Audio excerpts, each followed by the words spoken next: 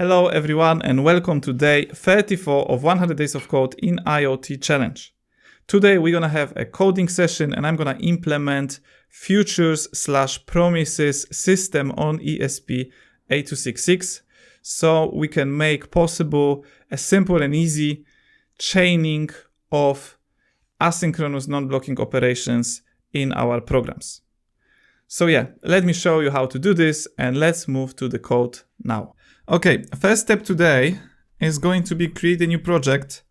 Even though we would like this to be a part of a UniUno library, I'm still gonna create a separate project for the futures, and then after that I'm gonna move it to the common place. Okay, so instead of going the usual way today with the PlatformIO quick access, we're gonna use a newly created GitHub repository, a template that is created as a GitHub repository for ESP8266 in PlatformIO with Google Test already configured.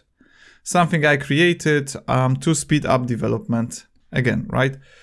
So so in order to start, what we're gonna have to do is just copy that link and run a git clone with that link, right? Copy it from here and provide the folder you would like to copy this to. And also, I've just realized, make sure you are changed your directory to the projects, the PlatformIO projects directory. I mean, I think this is not necessary, but in my case, I like to keep all the similar projects right in the same directory. So I've done that. Okay, and now git clone and into futures, right? Into futures directory. So that's gonna clone it, and yeah, that was quick. And now I can just open the folder. And that is in the documents, PlatformIO projects, and there should be a folder called futures. There we go. Okay, open, and what we see is Visual Studio Code. Yeah, open the new project, right? We've got the PlatformIO.ini. This is all configured already, right? So we've got the right monitor speed, we've got the native environment configured with the right C++ version. We even have Google Test already installed, right? Already added as a lib dependency.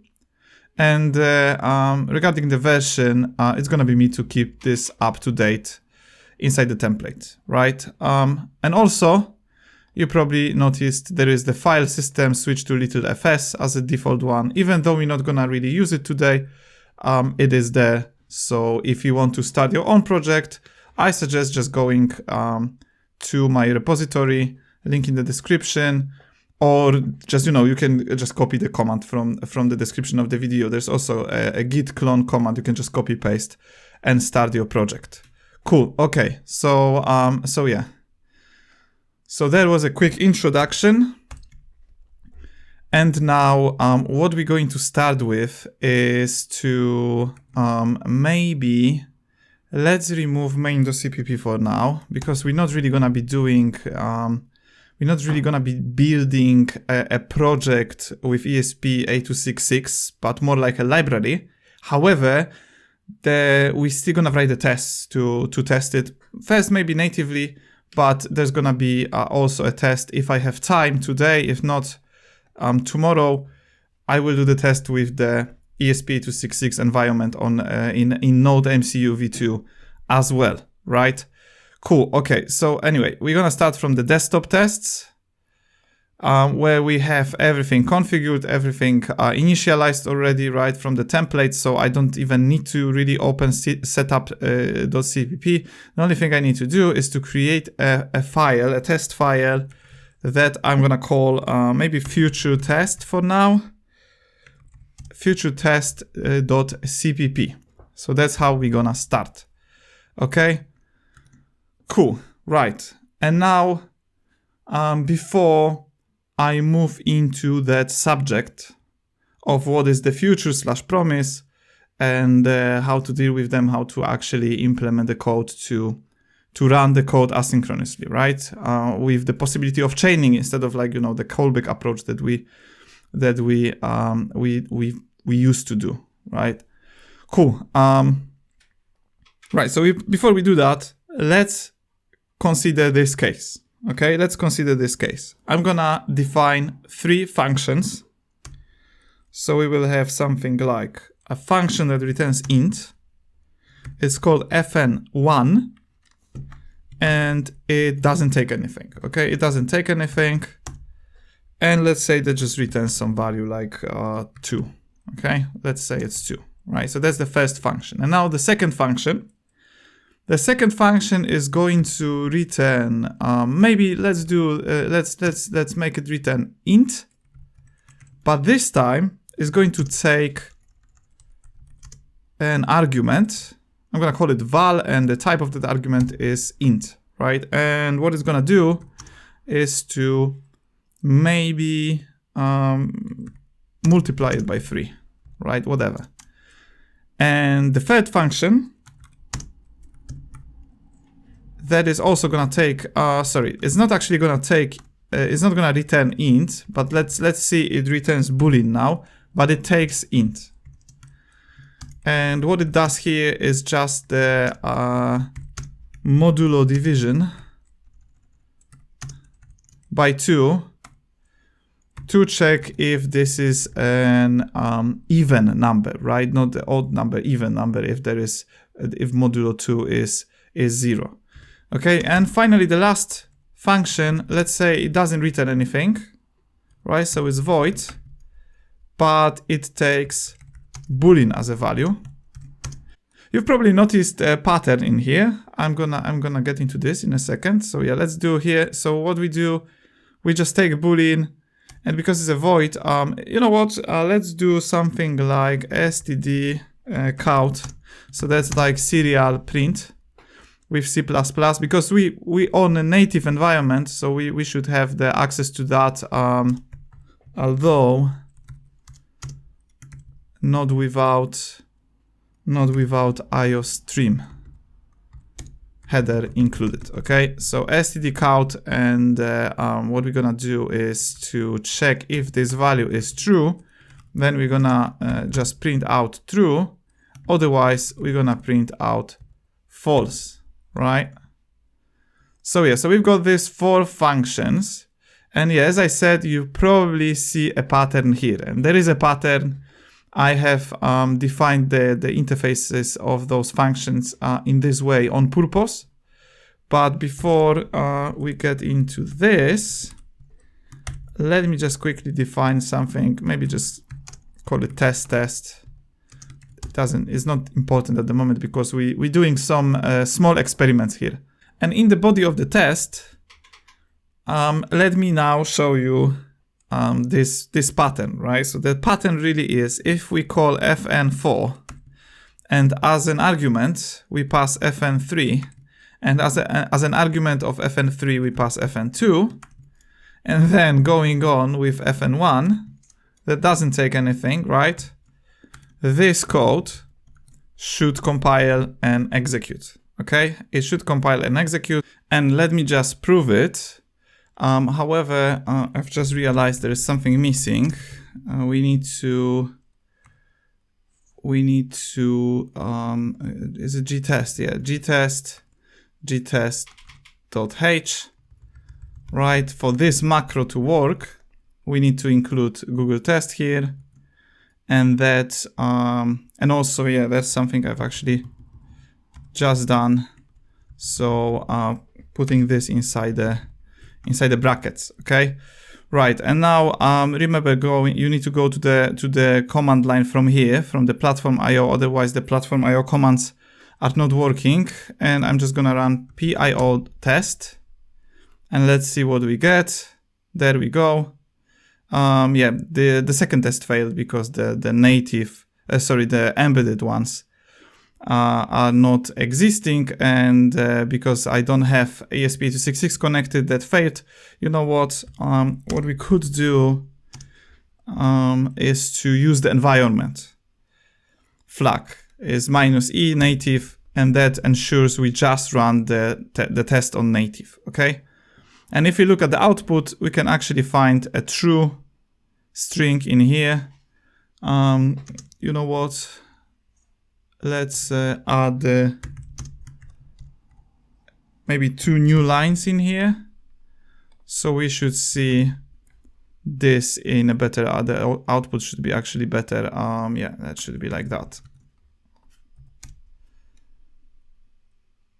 Right, so yeah, so as you can see, I just proven that these functions, right, they can be executed in that way, right? So essentially the result of one function can be argument of the next function, okay? Right, but yeah, you could ask, what is the point of this exercise, right? Before I answer, let's make another step further.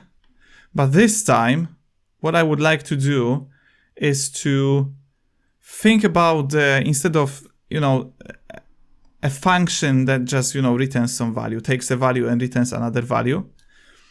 I would like to think about a function that returns a function, okay? And takes 2 other functions, but normal functions, not the functions that create functions again, right? So yeah, essentially point is to have a function that can chain 2 functions and ensure the return type of the first function is the input type of the second function, okay? So let me show you on an example. So let's think about that. So what if I had something like std function? I'm gonna ignore the types for now, and let's call it chain fn, right? And that takes 2 functions, fn1 and std function fn2. Okay, something happens inside, and I would like to be able to use this in a way that if I provide function 1, let's say, so I would do something like chain fn, and I would provide fn1, I would like the compiler to force me to provide the second function that meets the signature of that function. I mean, not the full one, right? Because we don't really care about the return type. The return type can be anything, but on the input type, okay? So something that that if I, let's say, provided fn3 instead of fn2, that would actually fn3 is not a good example, yeah, because that also meets the criteria. fn4, right? fn4, because you see that takes boolean, but fn1 returns int, right? Int and boolean are not the same type, so I would like, for this case, for the compiler to complain, okay? And yeah, this is all possible, obviously. This is all possible with C++. We can use a template, right? Generic types.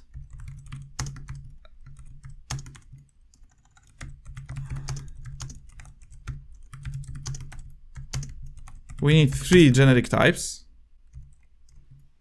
The first one is going to be the input type of the first function.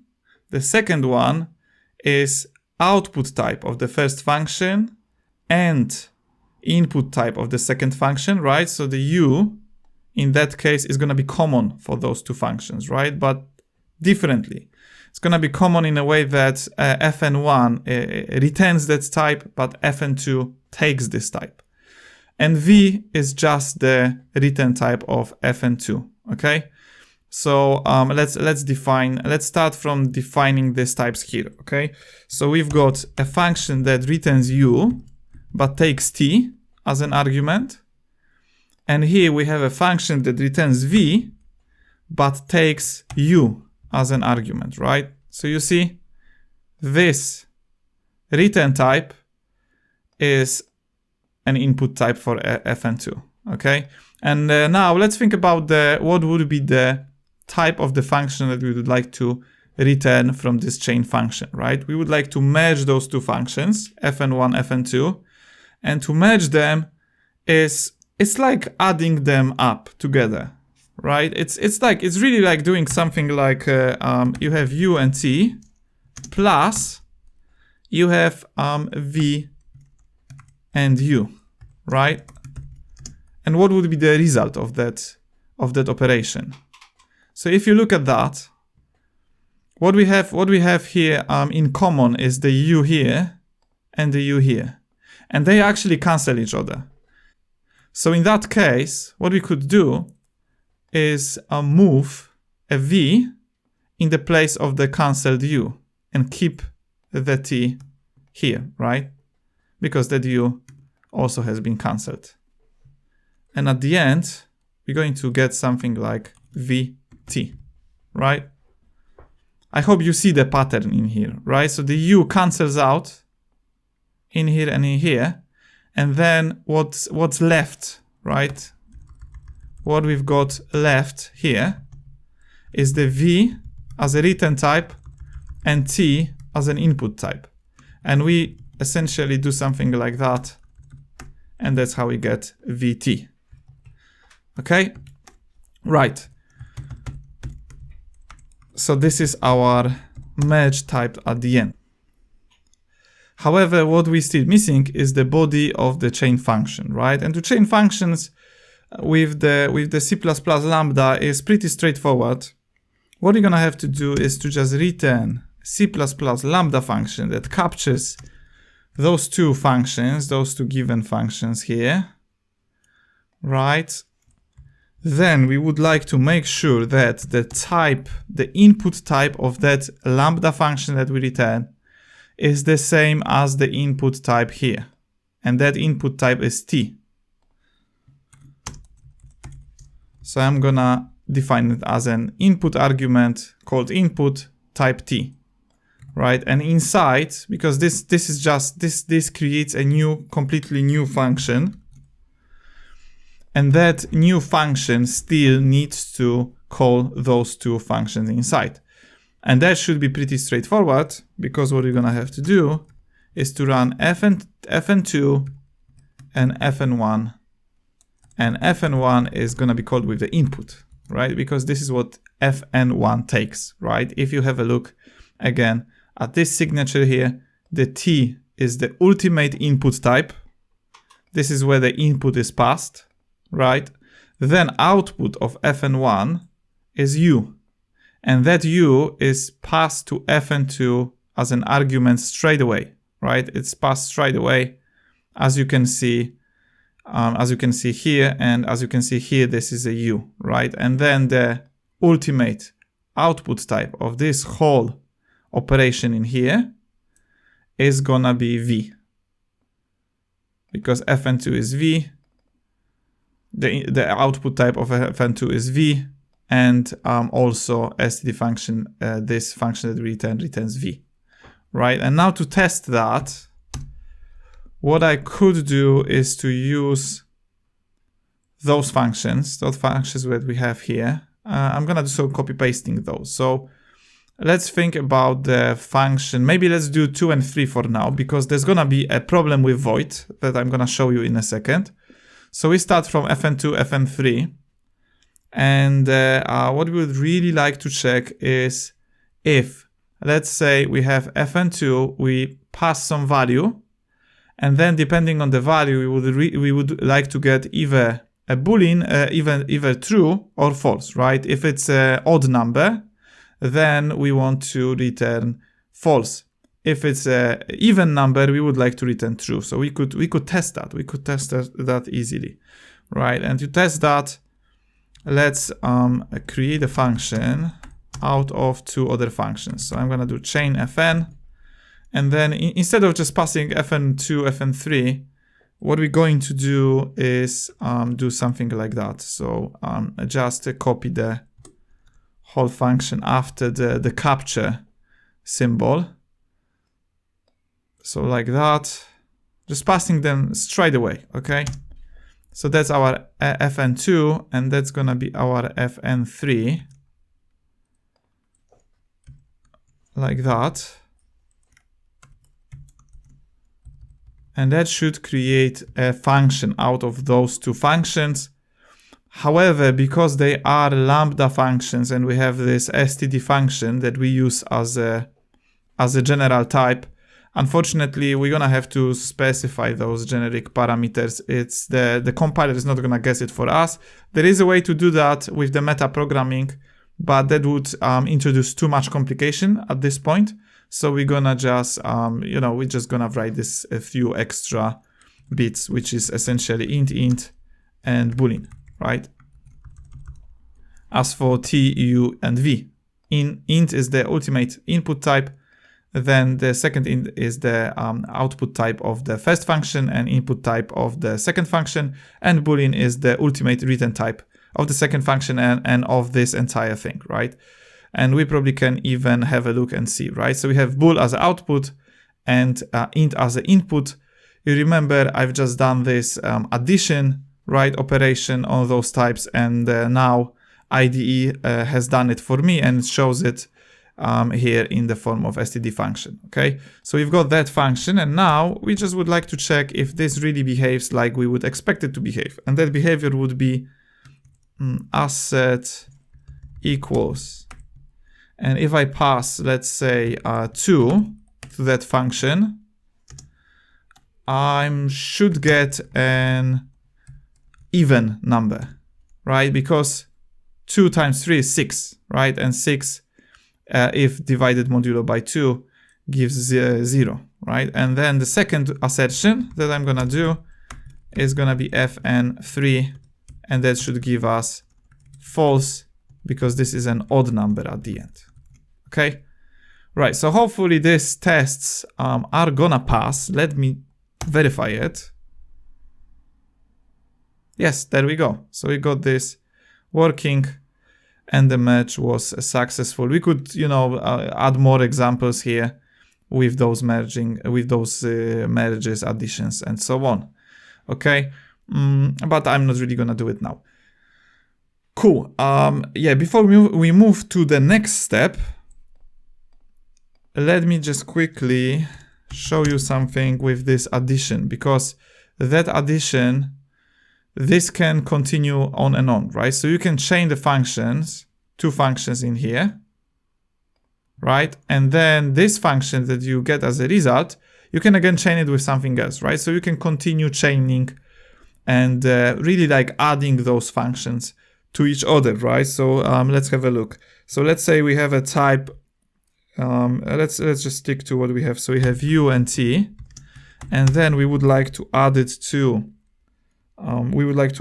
v and u, and let's think about another one, which is going to be we need a v as an input type and maybe x as a output type, right? And this really works the same way as addition works, as you would do 1 plus 2 plus 3, right?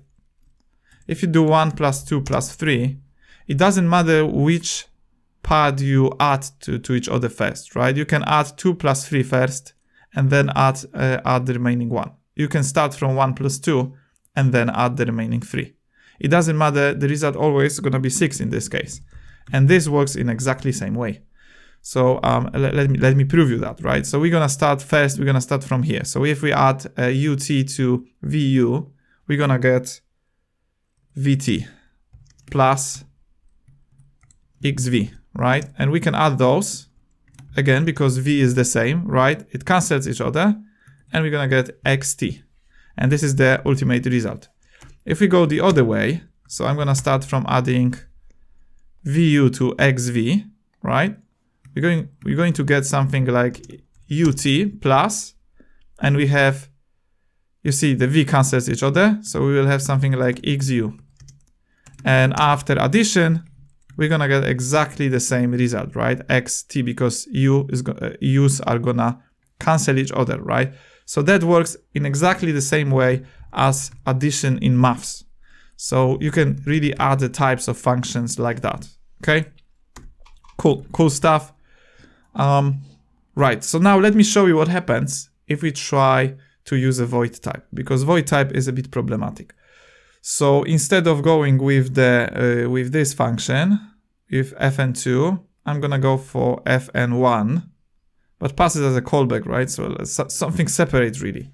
So I'm gonna remove the val, and then just return, maybe I'm gonna keep 3, right? And that needs to change to void. If I do something like that, then regardless of what I pass to the function, I mean, really, actually, I cannot really pass anything, right? If I pass something, compiler is gonna complain because the input type is gonna be void now. This is the ultimate first type. If you have a look again at the fn, it's not really actually showing us now because there is a compiler error, but the type would be something like void as an input and bool as an output, right? But yeah, let me show you why this fails. This fails, and what we should get, regardless of what we pass, we should get false. So that's the test. But yeah, now when I run it, it's not really gonna compile. And it doesn't compile because there's no matching function for call to chain fn. This is the candidate template ignore substitution failure. We have t-void, uint, vbool, and argument may not have void type. That's the issue with the void type. It may have not. And tell you why. So the way we create this new function, the way we merge the function, right? So that's the callback that we return here. It takes t input here. If the t is void, then compiler basically fails, right? You cannot do something like void input. That doesn't work. You could do void pointer, but not just void. And how can we go about it? How can we fix that issue? There is a way. There is a way. That way is called template specialization. And essentially, what you're supposed to do this template specialization is to define again exactly the same function, but with a small difference. With a small difference, and that difference is removing the input from here, completely removing t, and swapping all the t's in here to void. Also removing the input from here because the first function now is void and it doesn't take any argument. Okay, so that's it. This is really it. You just get rid of t, you define overload for that function, and wherever there was t, you replace it with void. So now if you pass a void function as the first argument, then it's gonna use that implementation, and that implementation should actually work. But let me verify if this is 100% working, or there is something I missed. There is something I missed. I think I know what it is. This is probably due to no matching function to call chain function. This is probably due to, let me just remove the 2 and 3 from here because it's not possible to pass anything to the fn anymore. And I'm gonna try again. Okay, one more thing, and that's probably not connectivity, substitution failure, too many arguments for function template chain. That is probably due to the fact that I have passed the void in here, right? If I don't pass anything,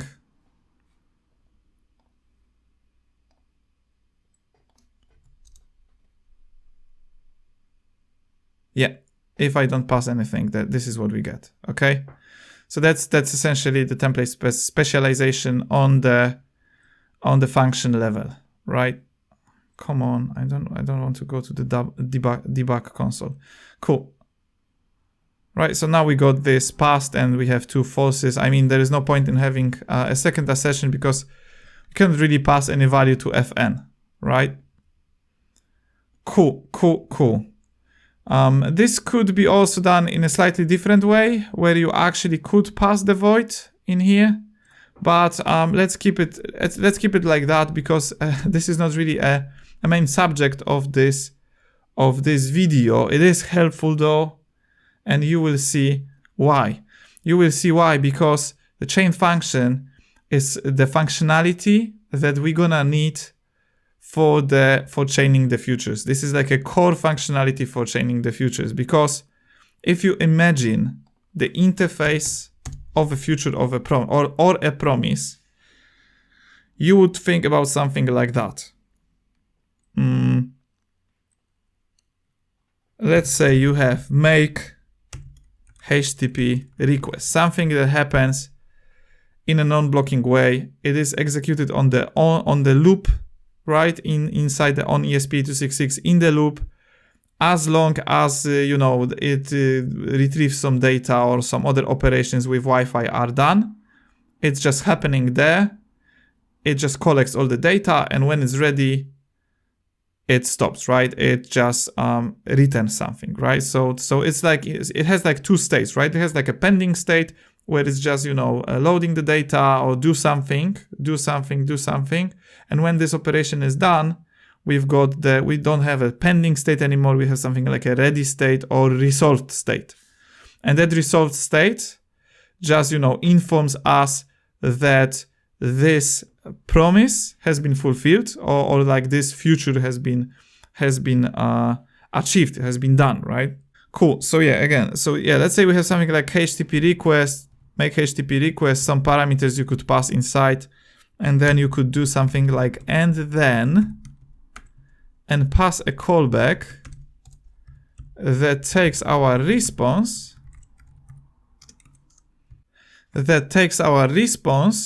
and then we could do something with that response, but only once this whole operation has finished, right? Let me give you another example maybe, so you can compare it to something, and that would be our Wi-Fi manager. So the Wi-Fi manager, when you do connect, and it's not connected, obviously, we've got this piece of code that sets something on loop until, right? It uses timer. So how does this work? Yeah, this works exactly in the way I'm just describing, right? It sets that callback, come on. That callback, right? It sets it on the loop function. So that is being called continuously as long as it returns false. If it returns true, then it's not going to be executed on the loop anymore, right? And the timer is the object that handles that, right? But as you can see in here, we have to use the callback approach, right? So once this is actually done, we call onConnected, and that's the callback that is given here, right? With the promises or futures,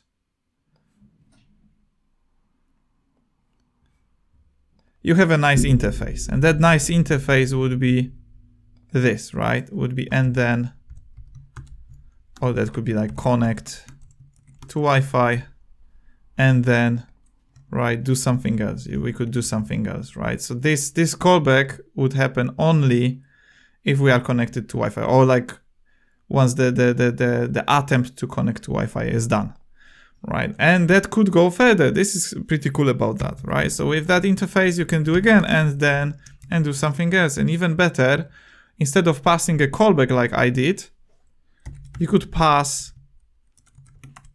another future in here. So that could be something like, maybe instead of this one here, we could have something like connect to Wi-Fi, and then that would be another future, and that future would be make HTTP request, right? And that future executes then, again, asynchronous way. So this callback is not gonna be called until this one is ready. And once it is, then we call it, right? And that can continue on and on, right? So this is really nice way of chaining all these things, right? And this is really the reason why I've done that exercise with the chain function. Because really chain function is something you need to think about when you're building futures, right? There's also other bit that is more important actually, and that is the handling this asynchronous loop, that polling of that future function until, you know, and then checking constantly if it's ready, right, to return some value. But yeah, I'm gonna move into that in a second. For now, let's keep working on the chain function, because this chain function ultimately is gonna be turned into a nice object to which we could add, we will be able to add this feature to work with the asynchronous code. Okay, so let's keep working on it. Okay, yeah. So chain function, right? This is pure functional approach for now. We don't really have any objects in here, and we cannot really do and then with this approach, right? You would have to always call chain function if you wanted to chain functions. For now, let's just stick to chaining functions only. So not asynchronous code yet, just functions that execute immediately, right? Because, you know, to understand the whole concept, we need to move slowly, very small steps. And that's what I'm trying to do. Great. So yeah, so now let's think about the code that would support this and then. Okay, so let's think about the class. I'm gonna start calling it future. So let's think about the class called future. And that class future essentially has this desired and then method, right? It has this and then method. And let's try to move this implementation from this pure functional way to something of a mix of a functional object-oriented, right? There is a class involved, so we can say this is more object-oriented now, right? And yeah, so for and then, if we wanted to do something like a chaining, we're gonna have to have template arguments as well. So this is unfortunately inevitable. We have to use them if we want to be able to support this and then. Okay, so I just did a copy paste from the function, right? So now we have this on the future. And what would be the return type of and then? Because we're not functional anymore, we don't rely only on functions, we have class now, and we would like to be able to chain those to those and thens, right? So even if you have something like, let me show you, right? This is not going to be the case anymore, so let me show you. So let's think about that in this way. So we have a future fn1, and then we have a future fn2, and what we would like to do ultimately is to run fn1 and then fn2, maybe f1, f2, because this is not the function anymore. And this time a callback. And that callback would return some type. Would take some type, sorry. So something like this. This would be the very nice interface using the futures, okay? And that's my goal in here. But to be able to do that and to continue on and on, we need to have and then as a method, and whatever and then returns also needs to have and then as a method, right? And with this approach, with the future class, and then could just return future again, right? But this time this future is gonna be slightly different. It would be slightly different, but yeah, let's work this out. Right, to work it out, we need to allocate some space. We need to allocate this function on the future, right? Because the class itself with and then is not gonna do anything itself. It needs some logic, and that logic is that function or the other function, right? It essentially needs to be a function somewhere, right? And I'm thinking about simplest example for now. We just take a function like this in the constructor. So we have future, and that future is taking a function here in the constructor, right? In the constructor. What are the types? The types are really like we've got in here. So the first function, like now we cannot really have two functions on the future, right? We just consider one function on the future. So this function has type of u, return type u, and the input type t. So let's just replicate it. Okay. Maybe let's set some private member of the same name in here. And we're just gonna set it here as a member, right? So we're gonna assign it to the member, that std function that the future takes. And now and then would do the whole merge thing, right? So we've got ut, and this is the type of this future, right? And we would like and then to do this merge thing, right? To behave a bit like a chain function. Okay, so taking really a function ut that we have at the level of this future, and also taking the second function, and this is our v and u, right? So the first function is just set on the class. The second function is taken here in the and then, right? It's taken in the and then. And now with that approach, before I do any implementation, we can actually figure out the ultimate type, the return type. And that type would be the merge, right? It would be the addition of those two types. So ut plus vu, and that's exactly the same type like we had in here, right? In the chain function, that is vt. Vt, nice, nice, nice. This is nice, but really this code is not really working.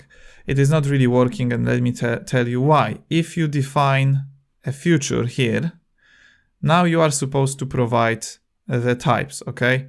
So just following some examples.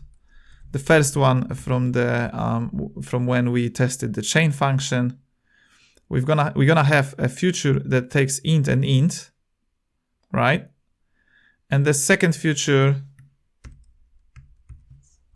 is gonna take an int and return boolean. Okay, that's how this works. But at the moment, we define the future to have a third generic argument, another type argument, and that type argument is the return type of the next function that we provided here. Isn't it problematic a bit, right? How are you supposed to know what is going to be the type, the return type of the next either future or callback that you put to end then, right? You don't know, right? And why anything should force you to like, you know, to define that type, right? It doesn't have to be like that. It doesn't have to be like that. We can remove the type name v from here. Just stick to two types, but instead make this a template argument for end then. So in that case, entire class has u and t, but if you run end then, you get the third type. And this is the next type, really. This is like a next type of the next future, right? I usually call it n, not v, right? Because n asks for the next, right? You could ask me, where is the middle type? The middle type here is u, isn't it? Right, so we have the middle type. The middle type, I mean by middle type, is the return type of the first future and input type of the second future at the same type, right? This is the common type. When we did the addition, that was the one that canceled with the other one, right? So in this case, this is gonna be u, but we need the next return type, and that next return type we can just use the template argument, the generic type n that we take here. And because the result of n then is the merge of those two futures, we actually can figure out this ultimate type from here, because the ultimate type always takes the very first type, which is t, and it always returns the very last type, which is n. Okay, and this can work for the function, but it can also work for the future. We could just do something like that.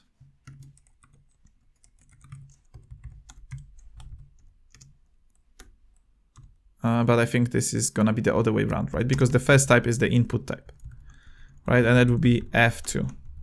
Okay, so we can have two. We can overload this and then method in two ways, right? So the first way is gonna allow us to just pass another future, and it's gonna merge those two futures. And the other option is to just get a callback and pass and just merge this callback with the future, right? You could ask how to merge the future into a callback. If you think about that, it's pretty straightforward, because you can turn a callback into future, right? And this is what's gonna happen in there, and I'm going to show you. I'm gonna show you how to do it, right? So yeah, we actually have those two futures defined in here, and now we can write some test code. So because the future now takes the function, right, and it assigns that function as a private member of the class. We can sort of move, actually I cannot move anymore because I removed it, but that should be simple. So we have int value, and that just takes, multiplies it by 3. Let's do it like that. And this one takes a callback that again takes a int, but it returns boolean. So it does the modulo, right, on val, checking if the number is even. So these are two futures. You see, the only difference here is that now we have the object, right? We have the object called future, but we still rely on the function that is passed to the constructor. But still that simplifies, because now we can chain them nicely, right? So we have f1 and then f2 and then the next one, right? We probably need to provide those template arguments. This can be fixed, and I will fix it, but not right now. So what are we gonna have to do? Oh, this is actually easy, because if you look at the and then, you see there is just one generic argument. And that is the next type. And the next type, in that case, is gonna be between f1 and f2 is really the boolean, right? That's the return type of f2. And here, we don't really know yet what we're going to return. So maybe I just return something like ABC, and that is const char, right? So I'm gonna define const char. You may have noticed this cannot be int, has to be boolean. Otherwise, that wouldn't work, right? I can try to compile it. Should I remove? Yeah, I can actually remove this code. We don't need it anymore. I'm gonna implement this. This is gonna be slightly different implementation. Slightly, just slightly different. Yeah, let's try to run that. For now, only like this, although that needs to be assigned to some sort of the ultimate future, and that should be some type. Yeah, that just shows error type for now, but we will figure this out. And that function, that future, sorry, is going to have at the end this fn, but fn is private. So you know what? Let's just keep it like that for now, and let's see what's gonna be the error if we try to compile it. Okay, we got something. Too few templates argument for class template future. Future NT and then. So this is probably due to templates declared here. Right, let me just figure this out. Where do I have the missing parameters? I've got T and U. And here I don't really need any other parameters. I don't need anything else. That's just the return type. So I don't think this is really a valid thing. 1 second, is the line 8.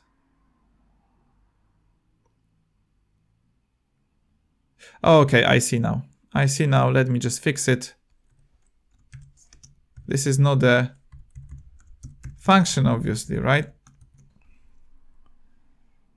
This is not the function. That should work in that way, or even all the way around. Sorry about this. Because the first type is always the input type. The last one is the output type. So that's what we really need to have in here. Great. Great. Okay. And now let's try to compile it again. Right. Okay. So now this is actually built with some warnings, because now we don't really have those implemented yet. But as you can see, that has been built. Compiler did its job. Right, now merging. So to merge them, so to merge F2 and Fn in here, I mean this particular feature, what we can do is to return this actual feature that we would like to return, and that has a type of Tn. And what is crucial here is that callback function that we pass inside, right? And that needs to be this sort of signature, right? So in our case it's Tn, and that Tn is, the T is the input type, N is the output type. So here we have something like a T input, and the output of this lambda function is supposed to be N, right? So that's how it's supposed to work. But we would like to merge those two functions, F2 and this actual one, which is Fn. So we need to capture them right in here.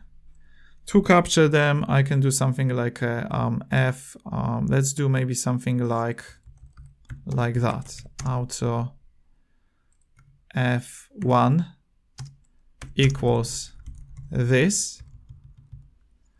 That is something we're gonna capture, and F2 you already have like that, right? I'm gonna do it by the value, not by the reference, because the ultimate goal for this whole future system is to be able to allocate all of them on stack. I would really like to build one big callback function that is allocated on stack and can be passed around easily, right? So that is the goal of that exercise.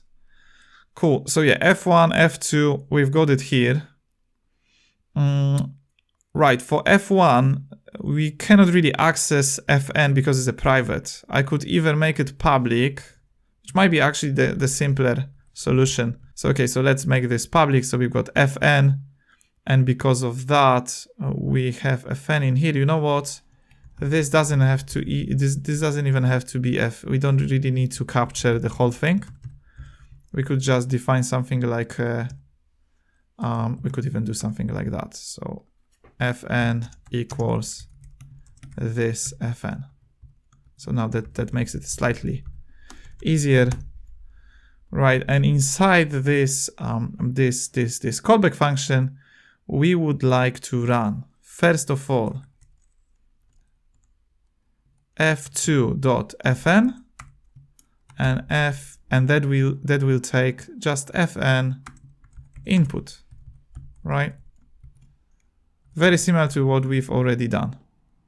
Great. Yeah, although that needs to also return a value, right? Because we return n, and the result of ff2 is n. That's the output type, and that's why we're gonna have to return it, right? So this is very similar to the chain function again, but now this happens on the method, and it uses method to call this function that is a member of the future at the moment, right? For the function implementation, this is gonna be very similar. So I'm gonna do copy paste in here. We paste fn2, and here we really would like to do fn2, and we take fn input. Yeah, that's how this looks like, right? So you see, there's not much difference. The only difference is really for the future, we need to call a method fn, but for the function, we just call the function straight away, right? With the argument that we pass to the function, which is the result of this actual one, this actual future, right? It can be a little bit confusing. As I said, this is a bit more advanced topic, but you really need to look at this like in two ways, right? You need to look at this future class in two times, right? The first time is now, right? This is like, you know, the two like tenses, I would say, right? So the first one is now, it's happening now. The second one is the future one, okay?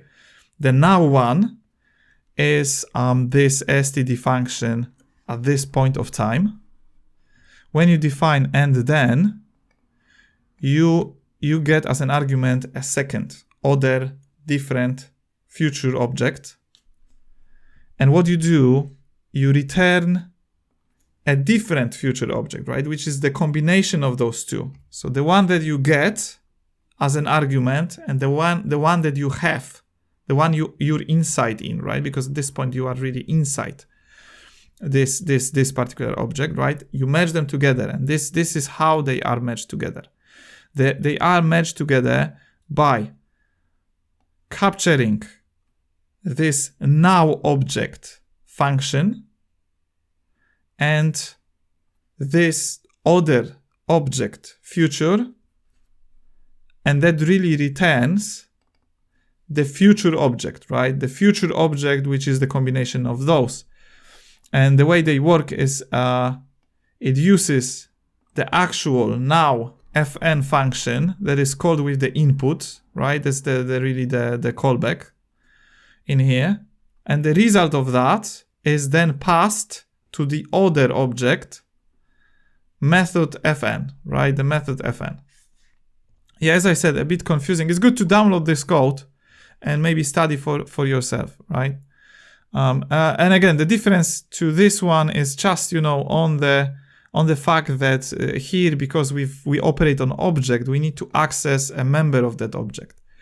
And here we operate on the function straight away, so we can just access function straight away, right? And the rest stay the same, right? So we still have fn input. Okay, once I progress to the async results, this code is gonna become a little bit clearer because we will have a different method introduced, and I guess this should help a bit, right? So now with this code, I think we will be able to run that and then to test it then, right? For now, oh yeah, even you see the IDE is not complaining anymore. So we're getting int and const char. So the int is the input type and the const char is the ultimate output type. And the reason is this bit, right? Because this one has the const char. But yeah, let's see if it compiles first to make sure.